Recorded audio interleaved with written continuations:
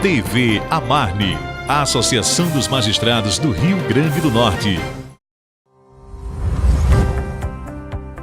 Medida alternativa à prisão, a pena pecuniária pune crimes de menor potencial ofensivo com pagamento de dinheiro. O valor da pena varia de 1 a 360 salários mínimos. No Rio Grande do Norte, os valores já foram usados na construção de presídio, reforma de centro de detenção provisória em Apodi, compra de equipamentos para hospitais públicos, ações de combate às drogas e projetos sociais. O uso das verbas foi regulamentado pelo CNJ, Conselho Nacional de Justiça, desde 2012 e vem sendo um importante instrumento da Justiça na prestação de serviços à sociedade. Olá, e esse é um dos temas da TV Amarne de hoje, penas pecuniárias. O nosso convidado é o juiz titular da Vara Civil de Cruzeta e Currais Novos, Dr. Marcos Vinícius Pereira Júnior. Muito obrigada por ter vindo aqui. Bem, é um grande prazer estar aqui para falar um pouco sobre essa nova vertente que o Judiciário tem assumido nesses últimos tempos. Doutor Marcos Vinícius, como é com relação a essas penas pecuniárias que a gente mostrou?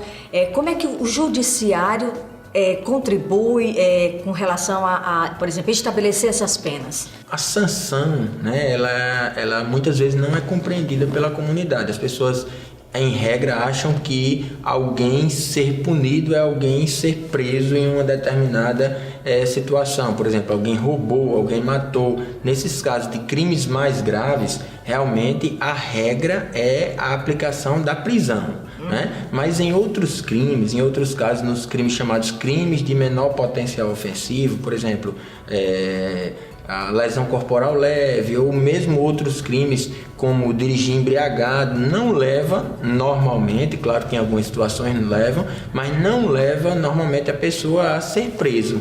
Porque quando o crime ele é cometido sem violência e sem grave ameaça, a pessoa tenha bons antecedentes, a justiça ela pode sancionar a pessoa, pode punir a pessoa com as penas que chamam as penas alternativas. Essas penas alternativas podem ser a prestação de serviço à comunidade, que é uma pena bastante comum, e a prestação pecuniária, o pagamento em dinheiro. Até o ano de 2012, esse valor ele era aplicado de uma maneira bem aleatória.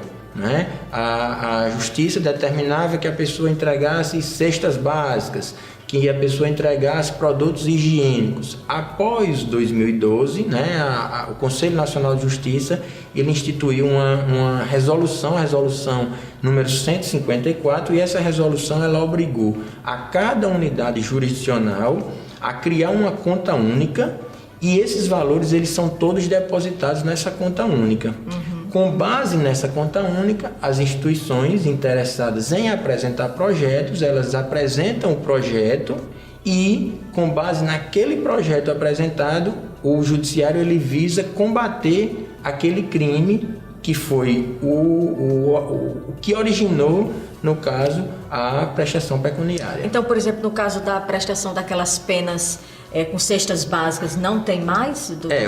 Hoje não mais existe. Inclusive as pessoas criticavam muito: eu levo um murro na cara, que é uma lesão corporal leve, e a pessoa simplesmente vai lá, paga uma cesta básica e resolve. Hoje esse tipo de pena não é mais, a execução da pena não é mais assim, né? A pessoa que praticou o crime, ela é obrigada a depositar uma quantia, né, até para sentir, e aquela quantia depositada ela vai ser utilizada para financiar projetos que vão prevenir a ocorrência desse tipo de delito. E como é que funciona a administração dessas penas pecuniárias? Por exemplo, é o juiz que determina para onde é que vão esses recursos e quais são as instituições? Existe uma conta única, né? E com base nessa conta única, todas as instituições sem fins lucrativos, né, elas podem apresentar os projetos, e na resolução 154 existem os requisitos.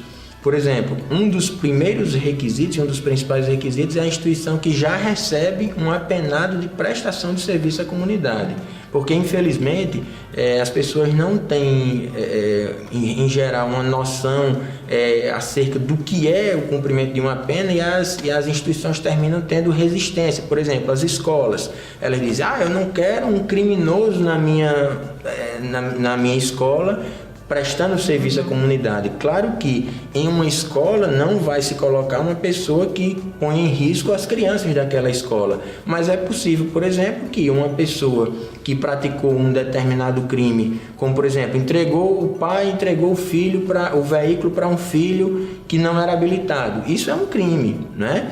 E esse pai, se ele tiver condições financeiras, ele vai pagar uma prestação pecuniária, ele vai pagar a pena em dinheiro. Se ele não tem condições financeiras, ele vai pagar uma prestação de serviço à comunidade. De que forma, de 2012 para cá, o senhor acredita que essa nova, digamos assim, essa nova medida imposta pela Justiça tem melhorado, como o senhor falou, a questão da educação das pessoas com relação àquele crime praticado?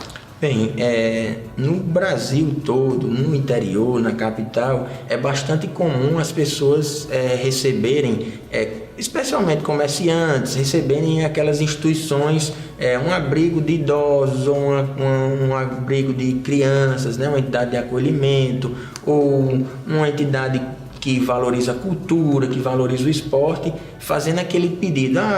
Vamos precisar de comprar, por exemplo, uma geladeira para o abrigo de idosos. Né? Dê uma contribuição. Aí o empresário vai, um dá 50, outro dá 100, e uma coisa desse tipo.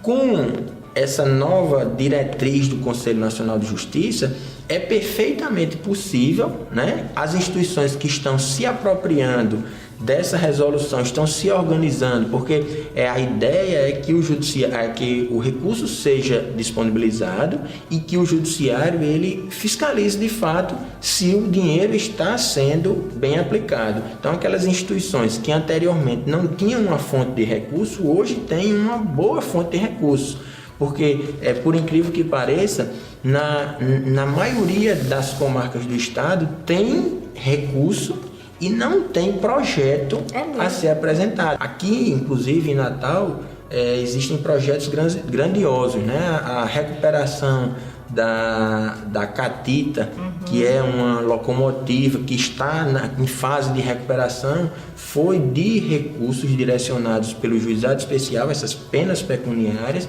inclusive que tem o Dr. Agenor como o juiz coordenador dessa área criminal. O Dr. Gustavo Marinho também é um outro juiz aqui da Execução Penal de Natal que também está à frente dessa situação. Então, por exemplo, se for aqui em Natal, as pessoas devem procurar o Juizado Especial Criminal, né, nos Juizados Especiais, ali em Potilândia, ou mesmo a Vara de Execuções Penais em Natal, para que conheça, né, inicialmente a resolução, o modelo e apresente o seu projeto. E realmente é uma oportunidade valiosa. Com certeza. E doutor Marcos Vinícius, existe uma fiscalização para saber se aquele recurso realmente foi aplicado como previsto? O processo ele inicia desde o cadastramento da instituição, né? A instituição que tem interesse em apresentar esse projeto, ela deve se cadastrar perante a unidade jurisdicional que ela almeja receber os recursos. Após esse cadastramento, aí ela vai apresentar o projeto com os orçamentos, né? O projeto é apresentado com os orçamentos. Esse projeto ele é encaminhado, todos os projetos são encaminhados para o Ministério Público, o promotor de justiça ou a promotora vai emitir um parecer e o juiz, verificando os requisitos, ele vai aprovar o projeto e liberar o recurso. Da liberação do recurso, a instituição tem um prazo de 30 dias para fazer a prestação de contas e, da mesma forma, é feita a prestação de contas. Inclusive, essa prestação de contas não é apenas com documentos, notas fiscais ou coisa desse tipo. Ela tem que apresentar uma prestação de contas com fotografias, com comprovação de que aquele dinheiro foi de fato aplicado. Após essa fase, o processo volta para o promotor de justiça, que apresenta um parecer pela aprovação ou não, e ao final o juiz ele homologa aquela prestação de contas. Além da fiscalização do Ministério Público, qualquer pessoa pode fazer essa fiscalização, pode comparecer, né, ver os projetos e, de fato, verificar se está havendo uma aplicação de forma devida. Recentemente o senhor lançou mais um livro, né, de outros que já tinha lançado, que é sobre orçamento e políticas públicas infantos juvenis. O que é que trata basicamente esse livro, doutor Marcos? Toda a minha atuação profissional, na realidade, é voltada para um aspecto mais prático, né? O que eu vejo é que muitas vezes tem muita boa vontade, né? E falta recurso. Mas na prática, o exemplo da pena pecuniária existe muito recurso, aliado à boa vontade dessas instituições, termina sendo um produto muito bom para a comunidade. No caso desse meu livro que foi publicado, que trata sobre o Fundo da Infância e Adolescência, eu busco mostrar como existem formas de financiar políticas públicas infantis e juvenis. Por exemplo, o governo federal, ele possibilita a qualquer cidadão que paga imposto de renda fazer a doação de 6% do imposto de renda que ele paga para projetos que visam garantir direitos de criança e adolescente. Quase ninguém sabe. Praticamente ninguém sabe, né? O próprio juiz, por exemplo, desde o ano, eu sou juiz desde 2004, desde o ano de 2004 eu faço essa doação para o Fundo da Infância e Adolescência. Por exemplo, no ano passado eu fiz uma doação de R$5.000. Na realidade, eu não estou doando nem um centavo. Eu estou simplesmente dizendo, olha, esses R$5.000, ao invés de ir para o governo federal, eu quero que vá para um projeto na minha comunidade. E para se ter uma ideia de quanto a situação do nosso estado é uma situação que precisa de uma evolução urgentemente, dos 167 municípios, apenas 17 têm um fundo da infância e adolescência em funcionamento. Então, são 150 municípios que não têm, né?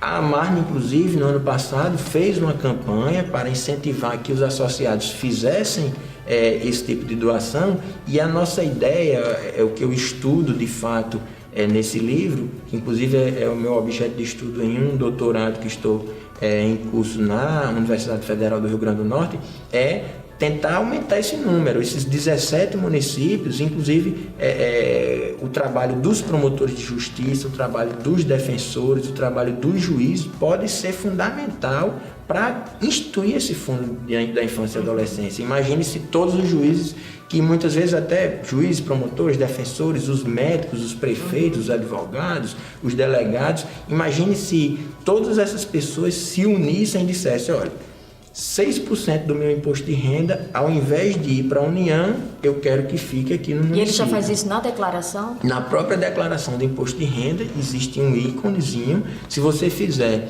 no ano anterior ao que você vai declarar, você faz a doação de 6%. E se for na própria declaração, você faz a doação de 3%. Quanto mais uma criança, um adolescente tiver acesso à política pública, de fato, política pública inclusiva, de esporte, de lazer, de iniciação ao primeiro emprego, quanto mais acesso a esse tipo de política pública, certamente teremos um índice menor de envolvimento dessas crianças, desses adolescentes com a prática do ato ilícito. É verdade. Muito obrigada. Parabéns pela iniciativa do livro, realmente, para esclarecer mais ainda sobre esse assunto tão importante e que é a contribuição também da justiça, né?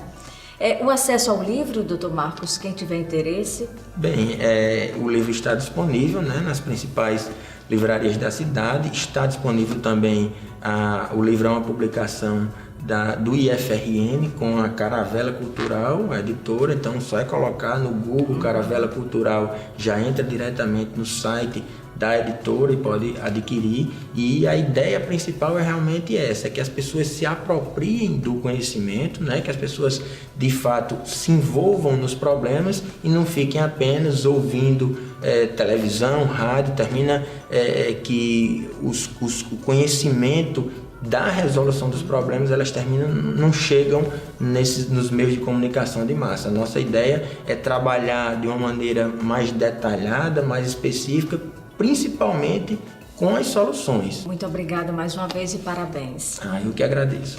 E você pode acompanhar as notícias da Amarna através das nossas redes sociais. Muito obrigada pela companhia e até o próximo programa. TV Amarne, a Associação dos Magistrados do Rio Grande do Norte.